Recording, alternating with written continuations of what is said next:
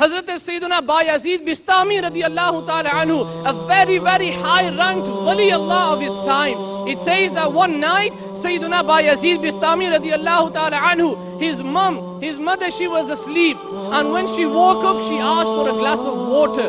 Sayyiduna Bayazid Bistami radiyallahu ta'ala anhu, immediately he stood up. He didn't say to himself, it's late at night, I'll give her water in the morning. I can't be bothered to get up now. Sayyiduna Bayazid Bistami radiyallahu ta'ala anhu, immediately when his mother called him, he went running to his mother.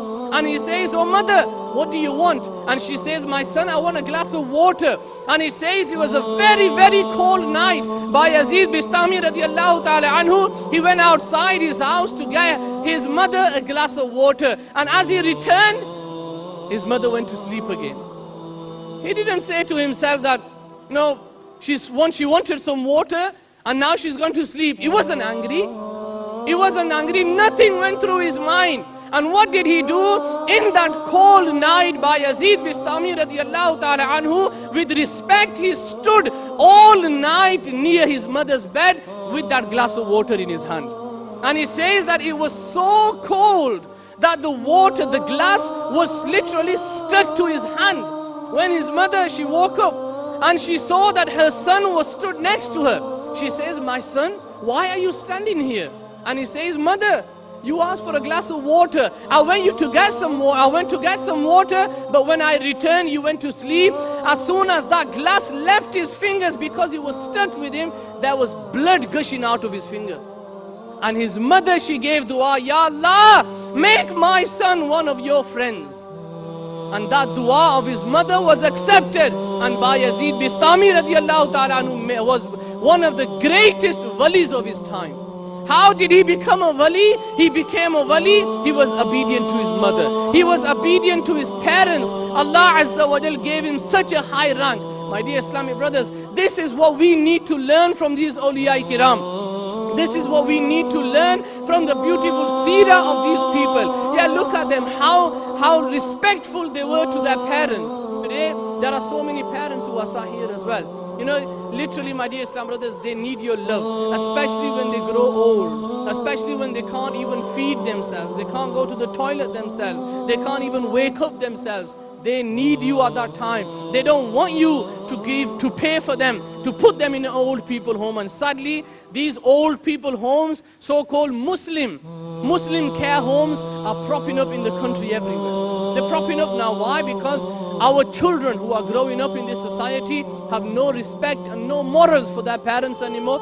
And then we sometimes think to ourselves, the shaitan, he whispers in our minds, well, I'm doing a great favor. Instead of my mom and dad staying at home, they'll be in the care home, the nurses, they will take care of him. You go and ask your father, go and ask your mom, does she want to stay in the care home so that a non-Muslim, that she can be fed with haram? Does she want to stay in that care home? Does your father want to stay in that care home and live the rest of his life in that place? No, he will definitely turn around and he will say, my son, I want to come home with you. And in return, one of the brothers, he says that he told me this waqia. It's really shocking sometimes what kind of mentality we are building in our minds. He says this brother, he went to Pakistan, he had a great income, he had a very good business here. He went to Pakistan to look after his mother. All the family was here, he himself went alone to Pakistan. He went to the doctor and he says, Dr. Saab, how long do I have to stay here?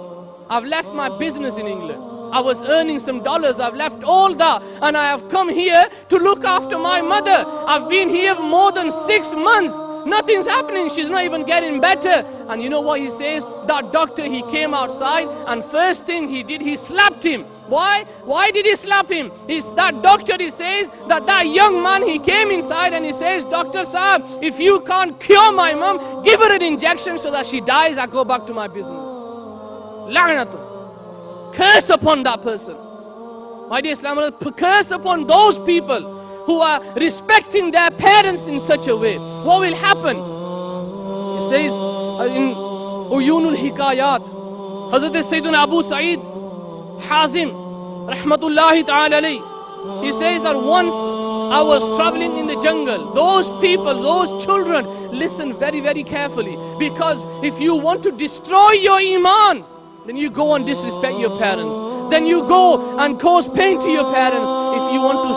your iman. My dear Islamic brothers, listen to this story, not with the ears on your head, with the ears of the heart. Listen to this story and think to yourself, you could be one of them as well. Sayyiduna Abu Sa'id Khazim, rahmatullahi ta'ala, he says, I was once traveling through a jungle and I saw that there were no homes, just a small little hut. He says, I went outside and I called out to the people who were living inside that I am a traveler and I am hungry, please feed me something. And he says that from inside the house, he heard a voice that we have nothing to feed you and we have no other shelter that we can give you because it is me and my mother-in-law who are old. We can't help you. And he says that Abu Sa'id Khudri, he said that Hazim Rahmatullah, he said that the person who told me the story, he says that I started walking and I saw a little place where I could have a little shade. And he says I spent all my night in that shade. And he says as soon as I went to sleep at night, I saw someone braying like a donkey.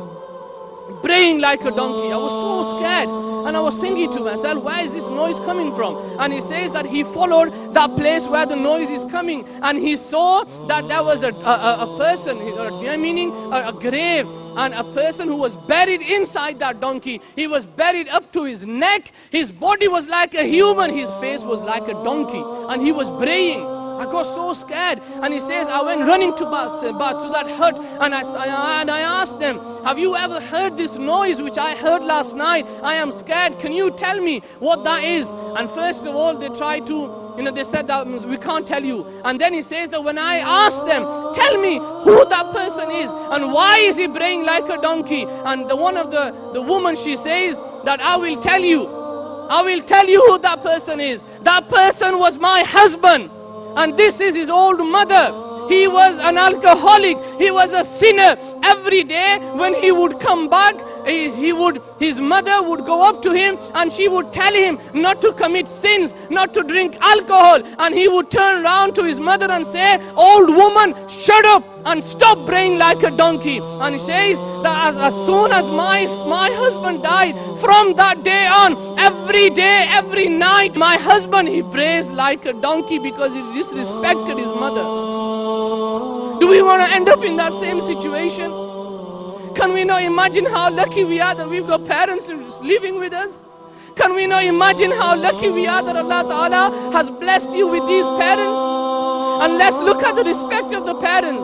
We say that we've looked after them for 5 years, 10 years, 15 years. One Sahabi, he came to the court of the Prophet Sallallahu Alaihi Wasallam. He says, O Prophet of Allah, I carried my mother on my back for 6 miles on that ground. If there was raw flesh, it would have been cooked. O Prophet of Allah, have I repaid back my favors of the favors of my mother? And the Prophet Sallallahu Alaihi Wasallam, he turned around and he says, what do you mean you paid your mother's favor? You have not even paid 1% of the pain your mother went through at your birth.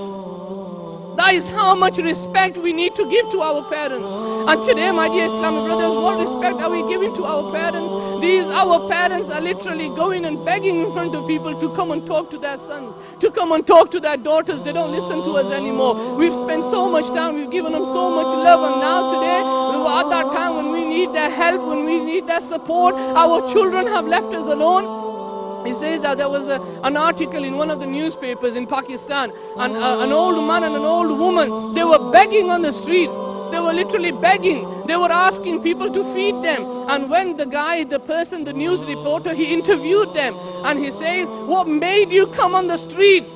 Why are you begging? And that old man, he says, I wasn't a beggar. I am not doing it because I like begging. He says, I have 3 sons who are living in mansions in this same city, yet I have to beg for my food on the streets because I gave everything to my sons, thinking to myself that they are going to look after me and their mother.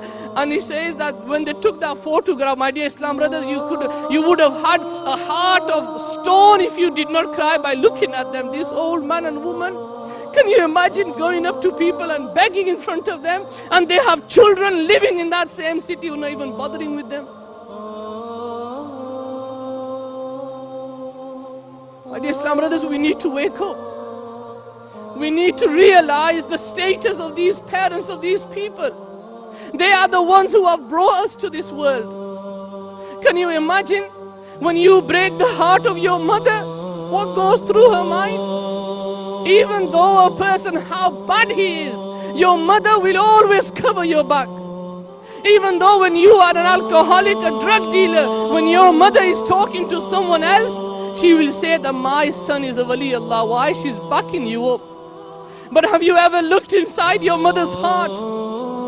You can go outside, spend all night with your friends. Go outside and spend all night on the streets, in the clubs, in the pubs. Have you ever thought to yourself what will go through in your mother's heart? One of the Islamic brothers, he gave a letter, and his mother wrote a letter, and she says that I'm writing this letter on behalf of my young son. And she says that he is an alcoholic. He spends his time, he doesn't even realize, he comes home, and this Islamic sister, she says that every night when my son goes out of the home, I spend all that night standing in front of that door waiting for him to come back home. It says that there was an accident, 27th of December, a few years ago. And the person who had an accident, he was a young lad, went out with his mates, like we have a trend today, yeah, go and chill out. He went out chilling out with his friends. But we never think about these parents, do we? We think to ourselves, yeah, we're independent.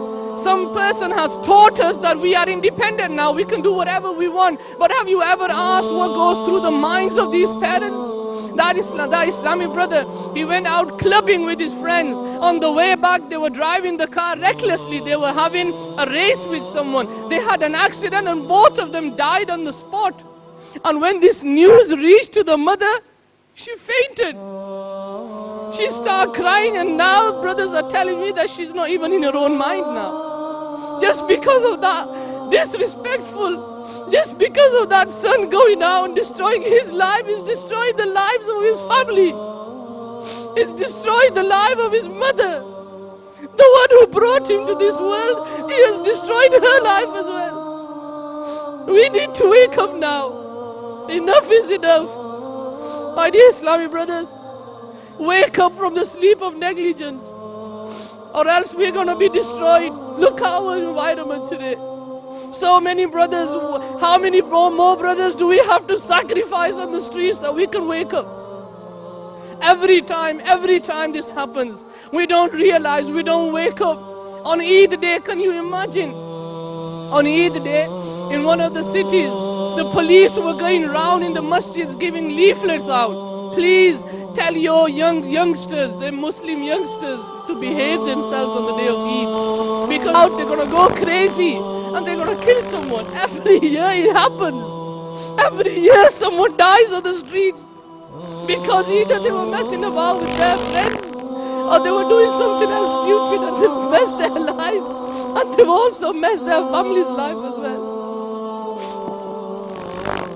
Ya Islam, you come into the Da'wat Islami, and you will see, and I ask the parents as well, if you want your children to grow up and to respect you and to love you and to kiss your feet and your hands, bring them into the Da'wat Islami. I guarantee you, inshallah, when they come and they travel on that Madani Qafila, they will come back home and they will kiss your hands. Ya Islam, alhamdulillah. After this ijtima, there'll be many Madani Qafilas traveling in the way of Allah to learn about the Sunnah of the Prophet sallallahu alaihi wasallam. I invite you, travel on these Madani Qafilas. Attend your local ijtima. Inshallah, if you attend every week to the ijtima, I guarantee you, inshallah, your heart will change. But now from today, we are going to make an intention. We're not going to go back from this ijtima. Yeah, you're lucky, those who have parents, you are lucky you have your parents with you. You are lucky that you're going to go back home and your parents will be waiting for you. Ask them people who don't have parents anymore living with them. We're going to go back from this ijtima. And the intention is that inshallah, all those brothers who are sahih with their parents, or whose parents are at home, let's make this beautiful intention that when we go home, we are going to do anything else that is second. First thing we are going to do is we're going to fall in the feet of our mother and father. And those whose parents have passed away, go to their graves. Make dua, make fatiha on their graves. And if you can't go to their graves, make Fatiha for them, give the sawab of this ijtima to your parents. Alhamdulillah. Try watching Madani channel. You know, my dear Islam brothers, Madani channel, alhamdulillah, has had a revolution. Not in this country, in the whole world. I have met with brothers who used to say, we used to disrespect our parents so much, never used to think of anything. But now, alhamdulillah, since watching Madani channel and we've seen so many silsilas that we are taught about the respect of parents, we've started respecting our parents today. So, Pyare Islam Bhai, inshallah, who's going to go home and kiss his mom and dad's hand?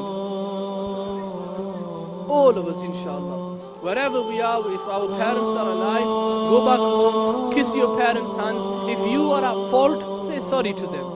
Don't be, putting your head high and say, who am I? Why should I say sorry to them? One of the hadiths, the Mafhum, that the Prophet ﷺ, he says, you must be good to your parents. One of the companions, he says, the Prophet of Allah, even if they are cruel. And the Prophet ﷺ, he says, if they are cruel, even if they are cruel, no matter how they are, it's their fault. Go and say sorry to them.